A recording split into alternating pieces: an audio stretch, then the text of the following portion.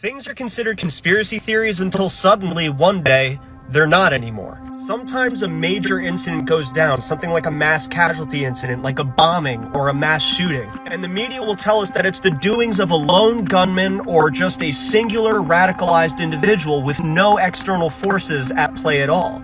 This isn't always the case, and this is the story of Informants. The Pulse nightclub shooting of June 12, 2016 was the country's worst mass shooting until Las Vegas would take over with Stephen Paddock in October 1st, 2017. Omar Mateen, a 29-year-old man, killed 49 people and wounded 53 more in a gay nightclub called Pulse. So we've got the lone gunman idea, and make no mistake, it was a singular gunman, but what information didn't come out until much later that's extremely important is this. The shooter, Omar Mateen's father, was actually a federal informant at the time his son prepped and carried out the country's worst mass shooting up until that point.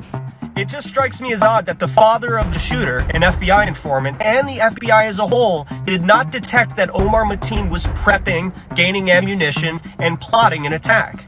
This is not the only case of federal informants being involved in these situations. Let's take the January 6th insurrection, for example. The dastardly Proud Boys, right? The far-right, racist, white supremacists, extremists, whatever you want to call them, they're majorly responsible for the violence on January 6th, right? That's what the mainstream says. Well, once again, we have a case of one of the Proud Boys members, and even the founder of the Proud Boys being an FBI informant.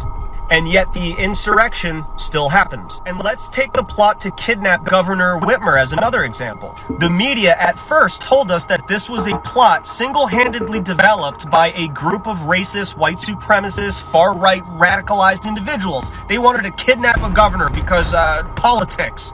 Well, it came out later that many of those in that group were FBI informants, and not only that, some of the people that even created that kidnapping plot to begin with were FBI informants.